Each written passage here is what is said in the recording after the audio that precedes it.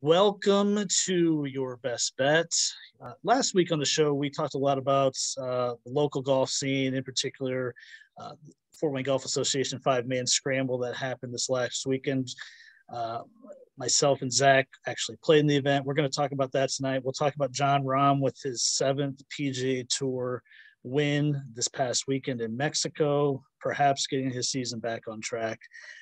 We might even throw a little NFL drafts review, Zach's perspective of the Colts, my perspective of the Bears, and preview this week's Wells Fargo Championship. Zach Fitzgerald is here. Zach, it was really nice to actually see you in person this past weekend. Although I was disappointed you didn't match me in wearing white pants to the rainy golf tournament on Saturday. Yeah, I was driving there on Saturday and obviously excited about the tournament, but also at the same time, I was thinking, I've been doing this with you, I don't know, 8, 9, it may be a year now, I don't know, but I had never met you in person. So to see you in person, and then you were wearing these kind of tightish white short or pants and what I thought was kind of a predicament really because of the weather that we could be having. So yeah. But yeah, I mean, it was good to meet you obviously in person, and was obviously not difficult to talk to you as I've done it over, Skype multiple times. But yeah, great to meet you. Great to play the tournament. How'd you feel about your round? It was hit and miss. It felt worse than the score showed. And sometimes golf can do that where you feel like you're playing terrible and you're like, oh, it's not that bad. But two things. Number one, the white pants. I had already scripted the outfit like you've seen on Twitter with these guys in like a major week. The outfit was already scripted the whole week. It was unfortunate that the forecast, I didn't really take that into consideration. And I don't know if they were that tight. They were just a little bit fitted. So I don't want people to think I was wearing joggers or anything. I mean, I'd be like Eric Van Rooyen, with the South African look. But yeah, also nice to actually talk to you in person as we've been doing this a while. And so now the next step is actually playing around the golf, and I can experience the Zach Fitzgerald golf game. So let's get into the five-man a little bit. First of all, you played with the super team. I heard about this team early in the week, and I just said, oh my God, they can't lose, right? I mean, if we were talking about betting odds for this tournament, it would have been that team versus the field, and they would have probably been, the favorite minus odds, correct? Absolutely. So on this team, you had the past two city champions and Rory Ransberg and Heath Peters. You had Kyle Pearson, who played at IUPUI and at one point was the pro at Autumn Ridge, got his amateur status back. Doesn't play a lot, but I can tell you watching him play, he still absolutely can play. Evan Reekie, who has been a player throughout the city for years. I think he got third in city when it was at Coyote, shooting like a final round of 66 or 64 is one of those. Yeah. And then Ryan Marquardt, who is an excellent player, member at Riverbend. I believe he's a +1. So, I mean, I think that I was texting with Kyle Pearson the day before, and I had said that I think that their total handicap was something like +17. I'm pretty sure Rory's like a +6.5. He's probably somewhere +4, +5 ability-wise. Kyle's probably a +2 or 3, and then I think Evan's a +2 or 3, and Marquardt's a +1. So really insane team to watch. Pretty much guaranteed that if one person didn't hit a good shot, that the other four were going to hit a good shot and to pick them up. And anybody that's played with Heath and Rory understand that they hit the ball unbelievably far, like tour distance far. When you say people hitting it over 300 yards, most people are totally full of shit. They are not under any circumstance. So I saw Heath hit a drive on number 12 that I will say is the greatest drive I've ever seen in my life. And it's hard to put that into perspective if you haven't played Riverbend, but the hole is an extremely dogleg to the left. And you're talking about trees that are 50, 60 feet high, and no more than 15 feet to your left when you're teeing off. And he hit a draw up over all those trees to like 50 yards off the green, which I sent a text message to Aaron, who works at Riverbend, the next day saying, still stunned by that. Until I saw it, didn't think it was possible. Yeah. So those are some of my thoughts from watching them play. Anything interesting happen in your round? Not really. We my team had Johnny, of course, who's on the podcast, winner of Three Rivers event prior week. And, we played okay. Johnny was obviously the ace of our team, and we relied on him a few times, put him in tough spots. He's pretty good at bailing us out, but we just didn't make enough putts. We ended up tied ninth, I believe, which I guess isn't a bad showing, but it didn't feel great. I was kind of disappointed with my play. It's funny, I played Friday at Pine Valley. I think my brother and I played there. We played a 2-man scramble format, he and I, but I made 4 birdies on basically what would have been my own shots. So I was like, okay, I made a ton of putts. I felt really good going into Saturday, and I think I contributed 2 8-footers, and ball striking was pretty hit and miss, which could definitely be the story with my game, but it was kind of just average, I guess. And but so besides you being, right there in the front row to watch the winning team shoot a 57, your team, what was the story of the day? We struggled pretty mightily. We just could never really seem to get into a rhythm. I would say, none of us really played particularly well or up to our ability. Aaron played quite well. He burned lips the entire day. He was our last putter. We always kind of put pressure on him, and, he had great putts, but they just didn't seem to fall for us. It was a fun day. Getting to watch the other guys playing with the guys that I played with was a lot of fun. It wasn't the result that we were hoping for, but you're going to have that in golf. I mean, even Tiger Woods misses cuts every once in a while when he's in his prime. So it happened. So, looking forward to next year, trying to redeem ourselves, and, always a fun event. Golf course was beautiful. I mean, you and I were talking before the round that some of the pin positions were fun. To me, fun. To others, maybe diabolical, but playing that golf course for the last 5 years, often you kind of find out that, obviously those pin positions would be unfair in a single man situation. Right. But there's a lot of tough pins there. And once you kind of get over that fear of the greens, it's not so bad. Yeah. Do you have any in particular that you kind of thought were more than others? I do. I want to go back to what, if anyone listened last week, we talked about how you can play the 5-man at Riverbend, and it's tough. And then Saturday you throw in a consistent 15 to 20 mile an hour winds, and you're sitting on 11T and you're playing about a 235-yard shot over the water.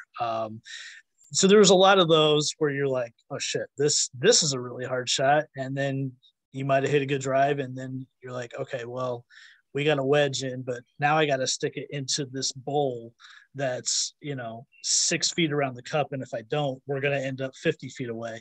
That's Riverbend, and that's Riverbend in the 5-man. It is a hell of a challenge, and it's a fun challenge, though, like you said. I specifically number 4, and I think we talked about this hole specifically, how it's such a good short par 4. We started on number 3, which we thought was a tough start, but then we get to number 4, and I can unequivocally say it's maybe the toughest pin I've ever seen myself. Not excluding like one of those big cup events where you can see pins like literally near the fringe or whatever. I mean, this pin was so difficult, and anybody that's played for Riverbend knows that green has a ton of intricacies to it, a lot of slope, and a lot of multiple sections that you could really put a tough pin on. It was basically in the middle right side where, I mean, and when I talk about a mini bowl, it's such a small bowl, but if you end up 3 feet left of the pin, you were probably down on the left fringe or left half of the green. Somehow the group we were paired with birdie that hole. I think they had about 20-footer coming down the slope from the left side. I think you said Heath and Rory's group also birdied it, but I couldn't believe it when we got up there. I told Johnny, I said, this is the toughest pin I've ever seen. So that was one that stood out to me. You had your typical pin on 9 where it's, far into that right corner, the expected ones. 16 was incredibly tough. And I'll shout out Tim here. We were in the back of the green and he made about a 50-footer for birdie. And we thought it could have been a skin. It was not, of course, but because you could really drive it down there pretty deep on Saturday. That was downwind. Yeah, they moved the tees up. Yeah. And it was kind of, I said, hey, we get close to the front of the green. I think we were about 50 yards short, but that pin was so tough. So there's a couple that stood out to me. But it was just a lot of typical Riverbend pins in the 5-man. So when you were talking about 11 playing 235, to break your heart a little bit, Heath hit a 6-iron to 6 feet.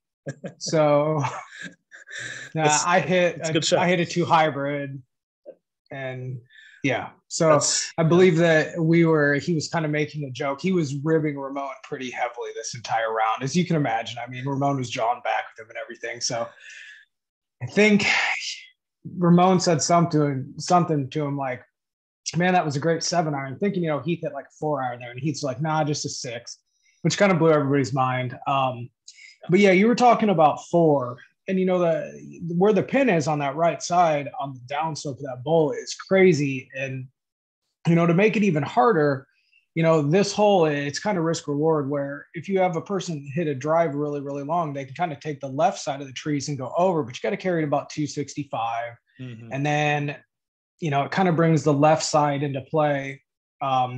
Or your other option is kind of just hitting a 5-iron to a hybrid just down the fairway, having like 130 in. But there's a tree that sits at the end of the fairway on the left side that kind of blocks you out if you're really anywhere from middle to left side of the fairway. So you're hitting from the right side of the fairway into a right-sided pin that has this huge upslope and then a hump in front of it. You said 20. Ooh. Uh-oh. Technical difficulties here.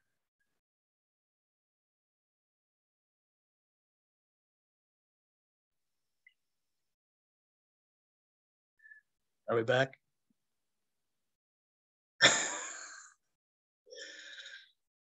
There we go. All right. So you said 20 feet, and sorry about that. And I was thinking that that's probably about as close as what you could get on that hole. So yeah, I think so. Yeah, I mean, and if you were anywhere, right at the pin, it's gonna. I mean, it's way off the green. In fact, just putting it. I mean, it would be hard to keep it on the green coming from the left side, because once it crests that ridge and comes down toward the pin, then it's like a ski slope down toward the pin, and if you don't make it, it's off the green. But it's a fun challenge. I mean, it's kind of for sickos, isn't it? Yeah, for sure. I mean, it's not something you'd want to do on a daily basis by yourself playing around ball. You'd end up pulling all the hair out you have and then ripping your scalp off because it's so frustrating. I mean, there, like you were saying on 16, I mean, that pin really, you said that you guys hit a 50-foot putt from behind, and that's, you could really, that's the only place that you had an opportunity to even make a putt. And even that putt right there, I mean, if you hit it, 6 inches past the hole, it goes down into that ravine that leaves you a pretty impossible chip. So good on Tim to make that putt. I mean, that's an incredible putt. I imagine you guys were like almost, if it's 50 feet, like almost to the back of the green, or It was pretty close back there. Yeah. I mean, we were pretty excited, but I think at that point we had a few holes left and we kind of knew our fate. Yeah, Tim showed out a little bit. He made that one. He made a chip in from over the green on 5, which was pretty impossible. And Yeah. little flopper. And he was our first, the guy that was, our first player that we had that was hitting shots. So that was pretty fun. But it was fun at times, Zach. I'll admit there was some frustration in our group. The fact is that I guess in 2020 the FWGA started pairing up fivesomes with another fivesome, and if anyone's listening that hasn't played in something like this, 10 guys playing golf together is a lot of guys playing golf together, which equals a long round, and we had about a 25-minute weather delay in the middle of the round. So not counting that, we're talking about a 7.5-hour round. And the unfortunate part is I think a lot of guys enjoy playing golf. They're good with the 5-hour round, even like a 5.5. I think in the past I remember this being about 5.5 hours. You're talking about pretty much a 9:30 to 6:30 or 7 day. It kind of, and it's really hard to get a rhythm. You're waiting all the time, whether it's the green to clear, the next tee to clear, or just the guys in your group to hit all their shots. It can be kind of frustrating to get, and maybe this is my crutch. I'm a fast player. I'm like Matt Jones. I like to get up there, and it's how I establish my rhythm is that I'm quick. And so this is the opposite of that. I guess I understand why the association made that call for accountability. I don't know if there was anything that stood out prior to 2020 where there was an issue. I don't really know, but this could be a deterrent for some people not wanting to play, and I would understand. Absolutely. I also struggle with the 8-hour rounds. It's a fun event. I love it. And it probably would have been somewhat different if the weather wasn't so trashy. I mean, 8 hours and 20-mile-an-hour wind of, sometimes raining, sometimes not, mostly cloudy, and like 50 degrees is just not to mention the fact that, like you said, you're waiting 10 minutes to hit each shot almost. And, it's impossible to get a rhythm. I don't remember anything prior to them making them 10-somes. I don't remember any scandal. I don't remember hearing anything that would have made that happen. I do remember 2020 being a long round as well. And you and I were kind of discussing last year, and I can't really, I think we played 10-somes, and I can't really remember it being as bad, but the weather might have been, this might be a weather dependent thing on the long round. So, but yeah, I mean, it certainly could be a deterrent. It's a great event. It's super fun. The golf course, it's an experience playing golf that you probably won't get, in other tournaments, obviously. But the 8-hour rounds are kind of difficult. I mean, that's a long time to be out there. And like you said, I mean, a lot of people have families and stuff like that, and it becomes, difficult to, especially with kids to be able to talk, your wife or your significant other to be able to be gone for that amount of time. I mean, when they're expecting a normal round to be 4 hours and you're gone for double that. So it's funny you say that, Zach, because my wife and I, we kind of joke. She thinks every time I go into play into a tournament, whether it's Three Rivers or FWGA, there's going to be a weather delay, and it's gonna cause me to be gone 6 hours. And so when I had to text her and I said, "You'll never believe it, we're in a weather delay," and she said, "Of course." Yeah. I said, "Hey man, I can't control everything. I can't control the weather. I'm sorry. I apologize." But that's one of the tougher points to make about this thing is you mentioned it last week. It feels sort of like the unofficial start of the season. Going back, I've played this event a long time. I know you have as well. So it's one people look forward to, and it's kind of a bummer that maybe there was a sour taste in some people's mouths because of that. So we'll kind of move on past that. Congrats to the Rory, Heath, Evan, Ryan, and Kyle team for shooting 57, winning by 2 though. Awesome golf, and I'm glad you got to see it firsthand, so they can stick it to you, Zach. Yeah, it was a pleasure, honestly. I mean, and on top of that, I just wanted to say, I didn't mention, but every single one of those guys is as nice as can be, and no arrogance whatsoever while going out there and thrashing the golf course that was playing unbelievably difficult in that weather, having all the fun in the world. And yeah, it was a pleasure. It was fun. Thursday last week, NFL draft started, finished up Saturday. We were just talking before we went live that didn't see a lot of it Saturday, but I know I followed it quite a bit the first 2 days. I know you said you did as well. You being a Colts fan, any takeaways from the Colts draft?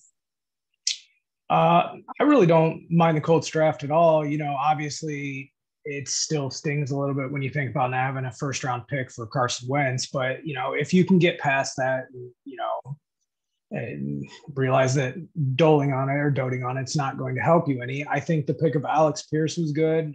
We need another receiver. We need somebody.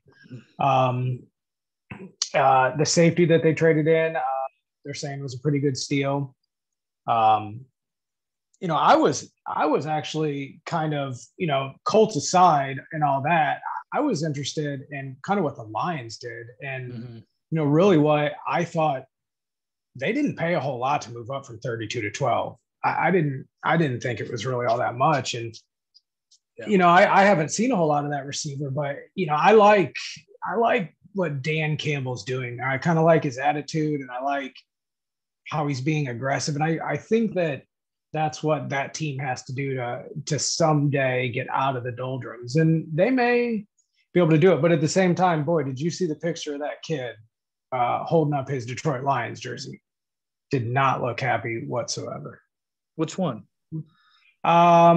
Williams, I believe. Oh, Jameson, the wide receiver. Yeah. Okay. So there was a picture of him, and look, if you got your computer up, look that up, because it's pretty stark. Like he does not look happy. You got Hutchinson over there looking just happy as can be, and he does not look happy. But I thought they had a great draft. The Jets had a really good draft. I mean, to have that, I think it's Jermaine Johnson fall to them at like 26 and then move back in. It's a lot of these teams that what I kind of found most interesting is a lot of these teams that we seem to be able to make fun of during draft day. I don't really think we can do that this year. So I'm interested to see what's going to happen. What do you think about the Bears? Yeah, for sure. Just to echo about the Lions, I know I wish Johnny was here to kind of talk about Jameson Williams. We talked a little bit about it on Saturday, and I know as a Lions fan, he was excited about it. And I said, coming back from an ACL, you don't know the timeline. The timeline's so different than it used to be. It used to be just a flat year injury. Now with medical technology the way it is, it seems like guys can get back 7-8 months. So I don't know if the right play is to try to play him week 6, week 8, whatever, when it feels like he's ready, or maybe just shelve him and make sure he's healthy going into the following season. But he was a guy that could have been a top 5 pick easily. I think he was the best receiver in the draft before his injury in the championship game. So I get going after it, but yeah, it's one of those where if he's great, it's a great pick. If he's subpar, then it's one of those that might be looked back on in a couple of years. I do like the Dan Campbell situation. I make fun of him a lot because he's a good quote. He's a funny quote, but I do think he's moving the team in the right direction. The Bears, unfortunately, didn't have a first rounder because of the Justin Fields trade from last year. So that's it was what it's just one of those situations where that's fine. So they had 2 second rounders. They bolstered their secondary. They got a cornerback from Washington who I believe could come in and potentially be a starter right away, and then a safety as well. So it's not the fun, sexy picks of like a receiver or a quarterback or whatever, but they definitely needed depth on the defensive side of the ball. They picked up a wide receiver in the 3rd round from Tennessee, he's 25 already though, but he's one of these burners that runs a 4.3 40, and maybe he'll be a returner, maybe a gadget guy. I don't really know, but I still have some concerns that they didn't do enough on the offensive line to help Fields. They didn't really pick up a ton of weapons for him. Going into the draft, the Colts and the Bears easily probably had 2 of the 5 worst receiving core in the league, and the Bears are probably still there. So I do have some concerns, but this is just a rebuilding situation, and the new GM doesn't want to say that, but that's what it is. And but the Colts, I'm interested. I did like the kid out of Cincinnati, the receiver you mentioned. I think that was a nice play for them to give them another weapon for Matt Ryan. I know I make fun of the Colts for going after him a little bit, but I think he's a clear upgrade over Wentz, and I think he gives a better chance to make the playoffs and win games next year. So looking forward to that. See how that pans out. Last thing before we get into this week's tournament, Jon Rahm won the Mexico Open. We talked about it last week that we probably wouldn't see much of it. I saw a few holes on Sunday. I saw him close it out. I did end up betting him. Luckily, I know Johnny bet him too. We were both on him. You weren't, which was understandable considering the number. I would never go after that normally, but I parlayed it with a couple of NBA games from last week, and luckily those won. So I doubled the number close to plus 700. And I don't think he played great. I think he probably had his B game. It didn't. It's that same situation where he didn't necessarily putt great, especially over the weekend. But I think he needed the win. And I don't know about what you think, but I think he just needed the win. It's been almost a year since the U.S. Open. I think he needed something good to happen going into the next couple majors at the PGA Southern Hills and the U.S. Open. What do you think? Yeah, I mean, we both know that golf is a game of roller coaster ups and downs, and I mean, getting that win will help his confidence. And I don't think he's a guy that struggles with confidence to begin with. At least it doesn't seem like he does. But to get that win, moving towards the PGA and the rest of the majors, I think that could be really, really big for him. I had money on Cam Champ, and it looked good for me, and he kind of just did what he does and didn't put it all together the final round. I also had a little bit of money on Patrick Reed after the first couple rounds, and then he goes out and shoots 4 over the last day. So it almost seemed like Patrick Reed was going to have back, and I was actually going to be able to use him again without looking like a complete fool, and he shoots me down again. So I didn't really watch a whole lot of the tournament, but nice to see Rahm win again. I mean, I don't hate it all seeing front runners win. I'd like to see history made. So I mean, if Jon Rahm wins every major from here until 2035, I would be fine with that and happy to see it happening. So, but the top of the world golf rankings, I think, is so interesting right now. I mean, we talk about Scheffler being on the hot run he's been on. Rahm now back to number 2. Morikawa still up there. I was looking at a status on Twitter of the top 12 in the world right now. Rahm's got the highest winning percentage in his career. He wins almost 10% of his starts. I was kind of blown away by that. I mean, Tiger set the bar at around, I think it was over 20%, and that's just stupid for golf to win 1 out of every 5 golf tournaments. But Rahm winning almost 1 in 10 of his golf tournaments is, I think it's underrated. And really, he probably could have won more. He should have won the Memorial last summer. He, at the Tour Championship, he technically had the low 72-hole score with, the staggered start. So we could be talking about a couple more wins, but that's, he's a couple percent higher than Rory, DJ, higher than Morikawa right now. So I think him winning goes a little bit under the radar. I think it's exactly what he needs going into the PGA, though, at Southern Hills. It feels like a golf course that should fit his game, especially with – I think it's going to be playing closer to a U.S. Open setup. I think, especially the PGAs the last few years, they've been more of like the U.S. Open. Going back to the one at Bethpage when Brooks won, that was a U.S. Open setup. So I think it favors him. Speaking of Southern Hills, you see Tiger was out there scouting. I did. I was actually just going to say that. Did you see the tweet that has been attributed to Patrick Reed's team? This is my favorite Twitter follow. So yes. Okay. So I was eating lunch today and was perusing through Facebook, and that kind of came up, and it's weird. It's like, he's been taking shots at Tiger the last few years, and it's the oddest thing to me because I thought he and Tiger were buddies, and You know, if I'm quoting his comment correctly, and again, I guess I'm saying him, but it's attributed to someone in his team, so I have no idea if it's actually Patrick Reed or not. I mean, the strong rumor is that it's his wife, Justine. Okay, so and she has no problem speaking her mind about, you know, issues that probably should stay between the players. Right. But said something to the effect of, must be nice to be Tiger Woods to be getting notes from the pro, which, you know, then I read some of the responses, and I believe that multiple pros were like, anybody can go there and do that. It's just that Tiger actually like takes the time to do it. Obviously, he's not playing other tournaments or preparing for other tournaments, so he has that luxury. I guess,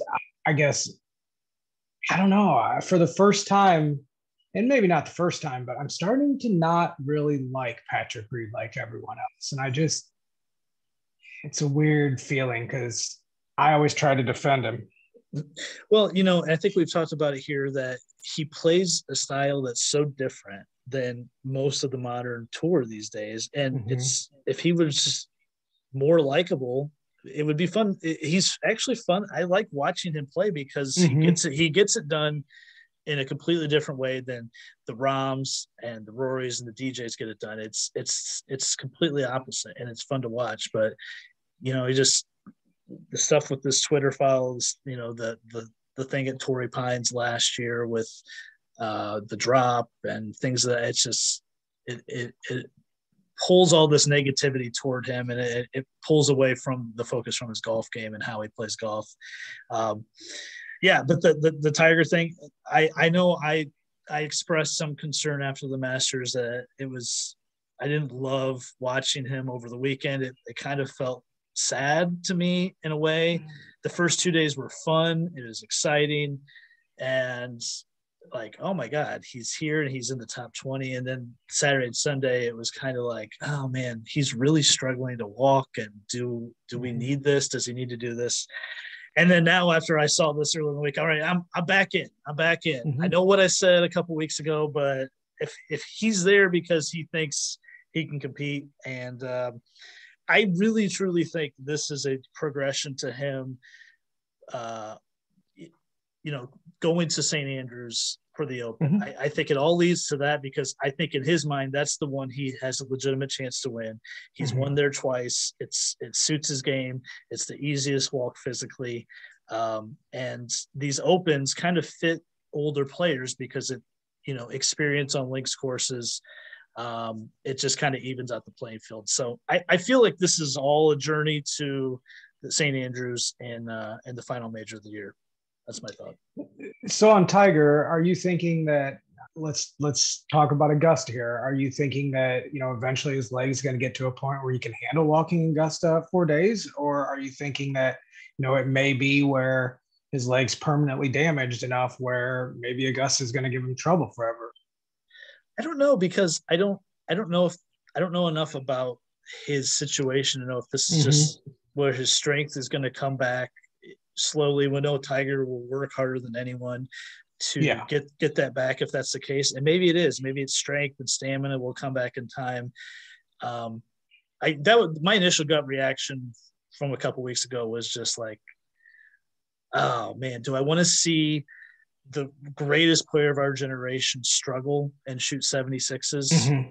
I just don't know if I want to see that. And Tiger has proved us wrong countless times before. So I'm hoping he proves us wrong. I think the other thing that we forget though is like the leg issue now, but the back. The back is still. He still had a fused back. That everything you heard about that from a couple of years ago wasn't a long-term viable solution. That it was just a few years, not 15 years. So I think people forget about that now with the leg, but I mean, it's multiple body parts that we're talking about that has had major surgery or what have you. But it's Tiger and he's not human at times. And agreed. But I think we can fully expect him playing the PGA now after seeing him out at Southern Hills. I mean, I think he'll probably play all four. It seems like to be that. Honest. I mean, it might just be all four and then doesn't play anything else. which would be, I think, ideal, at least, for this year. I'm going to the Memorial in June. I'm taking my two boys there, so it'd be great if you'd show up at the Memorial. Mm-hmm. And my oldest son would love it if we could somehow see him, but I don't expect him to be there. I think the four majors was probably it this year. Maybe we'll see some sort of slightly expanded schedule next year. I don't know. The Memorial would be one that I would put my money on if he was going to play one other than the majors. The Memorial would certainly be one. Yeah. All right, Zach, this week, it's a better field than last week. The top of the board is still a little weak, but this tournament, I think we talked about it a little bit last week, that it's not at its traditional site, which would be Quail Hollow, because the President's Cup is there. So they're playing this one at TPC Potomac. I think its last year that it hosted a tournament was 2018, hosted the Quicken Loans. Francesco Molinari won that one. But everything I've seen about this golf course, and I couldn't remember it from a few years ago, is that it can be kind of tough. It's a par 70, difficult driving, tighter fairways, and there's a lot of forced layups off the tee where you'll have a lot of mid to long irons and a lot of approach shots over 175. But it sounds like it's more of a grind than your typical PGA Tour course. Of course, Molinari won at 21 under, so I don't know if that's correct, but Kyle Stanley won this in 2017, and he was only 7 under when he won. So you have kind of the variance there, back-to-back years of really low scoring and tough scoring. I don't know. So anything you're looking at? I know last week you mentioned you're kind of looking guys that are in form. Is there any skill set that you like this week that would fit this golf course? This would be a Zach Fitzgerald course, I think. It's still a little long for me, but for these guys, not so bad. Short for these guys. So it's 7,107 yards, par 70. Short for these guys. 62's course record, shot in 2018 by Streelman, Answer, and Molinari. So not guys that hit the ball a long way. So like you said, accuracy off tee is key. Long irons. I guess, coming into a course that, they haven't played for, 5 years now. Not necessarily something that anybody's familiar with. Nobody necessarily has an advantage. I'll be looking at guys in form. And it seems like there's been a run of guys that are kind of at the top of the board that have been winning. So, is it time for a guy in the middle to maybe come up? So I got a couple guys in the 50-1 range that I really like, that I think could have an opportunity this week. But yeah, I'm probably also going to look at those guys from 2018, form or not, because if they were comfortable at the course at that time, it obviously suits their game. So that's kind of how I'm looking this week. What about yourself? Yeah, I know this. People that listen probably be like, you guys say this every week, but ball striking. Yeah. I mean, it's such a like, oh no shit. I want guys that can hit the ball straight and they can hit a bunch of greens. But there's certain courses where if it's tighter off the tee, I mean, yeah, I don't want a Jonathan Vegas who might spray it and he can hit the ball a mile, but it doesn't matter because he's going to be in trouble.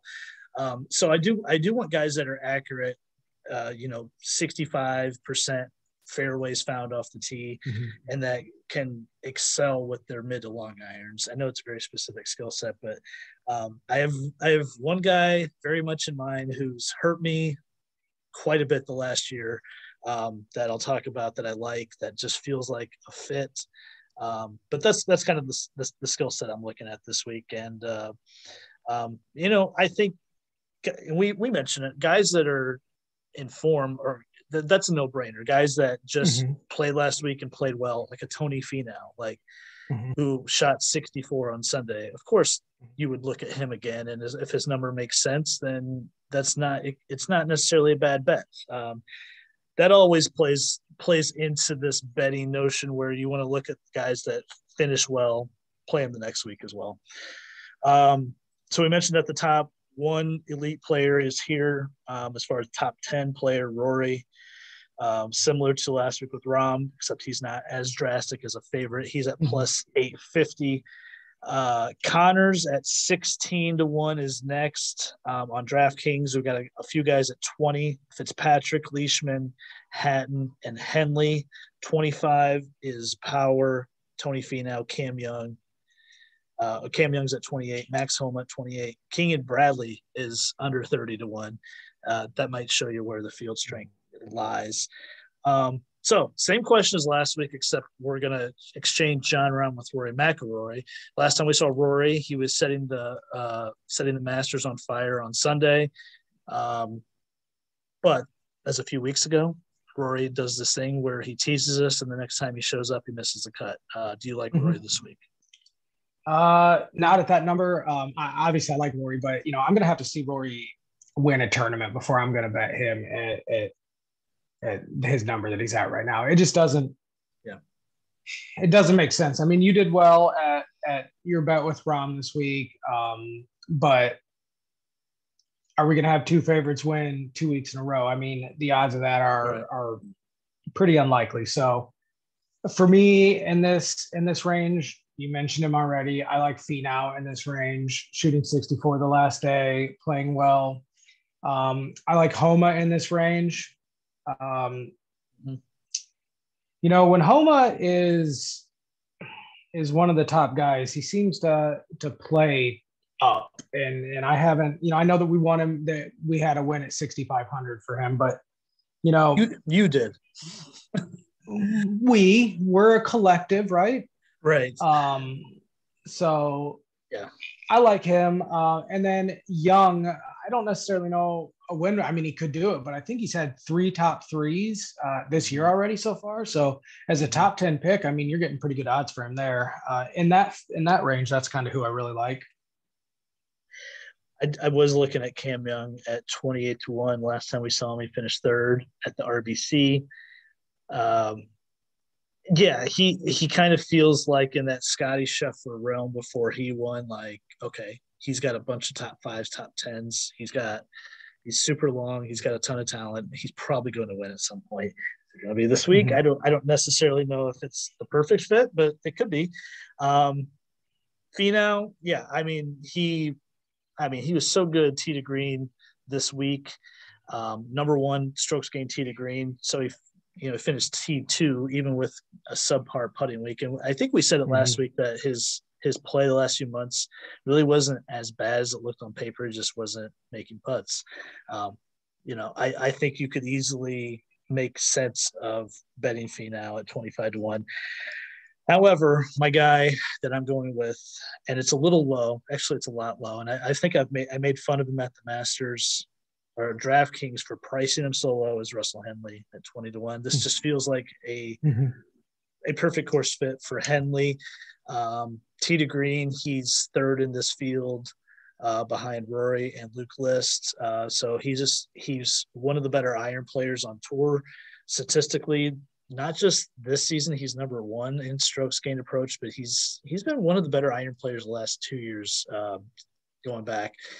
I think it was at the Wyndham last fall. I bet him, and he led the whole tournament. And on the 72nd hole, he misses a 7-man playoff.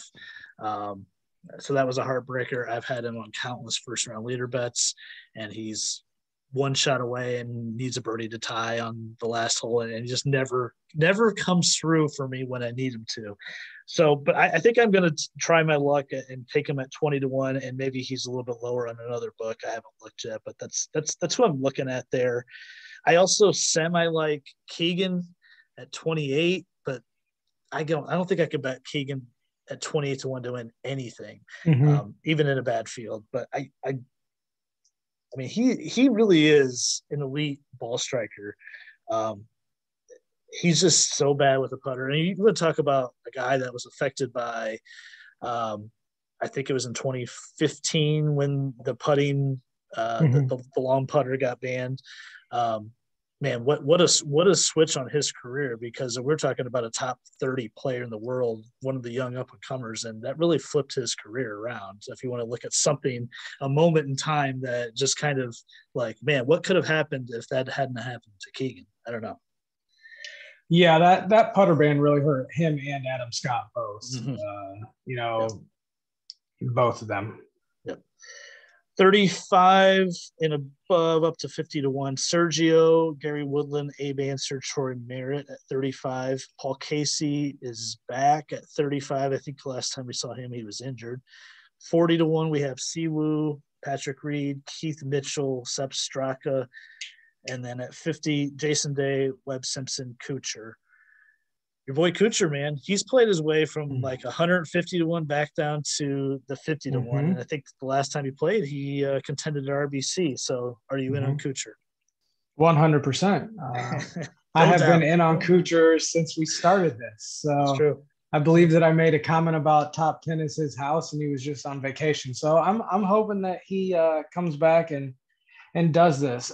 You said a name, and I missed it completely in my prep, but what is Merritt doing at that number? What am I missing here? Why is Merritt at that number? Yeah, I guess I didn't really notice it either. Troy Merritt at 35-1. Why is he there? I'll take a look at that while we're talking. But yeah, it's not a neighborhood that he's normally residing in, for sure. No, I mean, is this like, I don't know. I have no idea. But yeah, I mean, in this group, I like Answer. Obviously, anybody that has a course record feels comfortable at the golf course. So, at 35-1, I don't hate that number.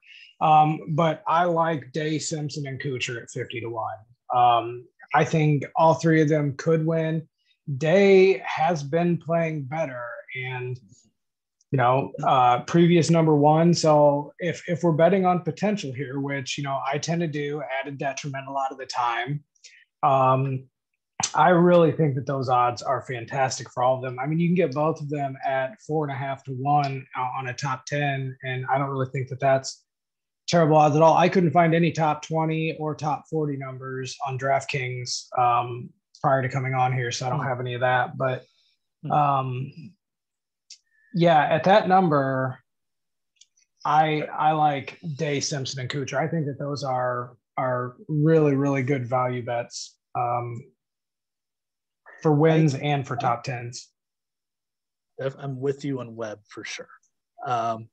It does feel like a potential Webb layout and course fit when you're talking about accuracy off the tee, damage with your irons. 2 years ago, 2020, when the COVID break happened, they came back. Webb was one of the best iron players in the world. Now I know he's had some injuries; he's fallen off a little bit, but 50-1 is a good number there on him.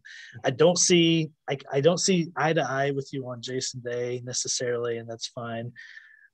The Troy Merritt thing, Zach, the only thing I could see is that he had a 12th and a 4th in 2 of his last 3 starts. He's been playing okay golf, but I think he should probably be in that 50 to 60 range if it were me pricing him out. No one else there that I love. I liked Woodland last week. He played okay. Answer missed the cut. He doesn't seem to be playing great right now. So it's hard to we this is our favorite range, both of us, but I think we both kind of look at the end of that range at 50-1 for a couple of guys. 60 to 80, we have Joel Damon at 60. Vegas, I talked about him earlier, at 65. Brian Harmon at 65. Gim at 65. Streelman, Glover, Aaron Rye, who was at the top of the leaderboard quite a bit last week, and CT Pan at 80. Denny McCarthy, Adam Long, Matthias Schwab, Dylan Fratelli at 80. Field starts to drop off a little bit there. I think Joel Damon had a decent run here in 2018, but I'd have to verify that. I'm not 100% sure on there. Anyone here that you like for any capacity win, top 5, top 10? I like Rye. I mean, he's been playing well, not to win. I don't think anybody at this number is going to win, but this is where I think you get good value in the top 10s and normally top 20s, but top 10s on these. I mean, I like Rye. Streelman, top 10 for 7-1 is not bad. Good course history here. So at that number, I actually like a couple guys at the higher numbers for a top 10 that really could bring some value here that we'll get to talk about here in a little bit. But at those numbers, those are the two that I like. I would, in that range, and I'm kind of with you on Rye. He's had 3 straight top 30 finishes. He was pretty much a fixture up top 20 all week at Mexico. Brian Harman, someone that I've been betting semi-regular, not with a ton of successful results, but I kind of like his game here at this golf course. He won this tournament in 2017. It just wasn't at this golf course, so it's not necessarily a direct correlation. But I like Harman as a guy that gets the ball in the fairway and can make some birdies. Can get pretty hot with the putter. Denny McCarthy, I always bet and lose with him. I don't know. It's just one of my guys that I'm like, he's statistically the best putter on tour. His ball striking can get kind of off at times though. 101 and higher. You said you had a couple guys. I do. So Alex Smalley has been playing well. You probably, were you going to speak about Alex Smalley as well? No, I just like him. And I think I mentioned him early in the season. Yeah. You did. Absolutely. So, I kind of, when I saw his name and then I had been looking at previous tournaments, he's been playing pretty well, and you can get him for 9-1 at top 10. So I think that's good odds. At a golf course like this, I don't mind Stuart Sink. He's a guy that we don't talk about a whole lot, but I feel like we do. Sink. Well, I feel like we do talk about him. Well, I talk about him. Okay. But okay. But a guy who I kind of think is having slight little resurgence of his career, just not a big one, but a slight one. And to get him at 11-1, I don't think is bad on a shorter golf course. Ryan Armour is a name that I kind of came across that had played well at this golf course previously, and you can get him at 16-1. And then my two guys that I'm kind of always on in this range would be Chappell and Wesley Bryan. You can get them top 10 at 20-1 and 35-1. And then the name that I kind of saw down here that I like, Morgan Hoffman. His story coming back, he missed the cut, I think, by 1 the last time we saw him play. So, he seems to, he had great things to say about, how he felt after that round and, the experience of coming back and everything. So I like the positive attitude. You can get him at 50-1 for a top 10. And, you don't have to put anything special down, but I mean, if he happens to be a top 10, you can be part of a nice feel good story and make a little buck for yourself as well. So those would be the names that I like down there. I do. Yeah. I am rooting for him as well. I think you were on the podcast where Johnny and I were talking about him before RBC. I think you were on, right? Yeah.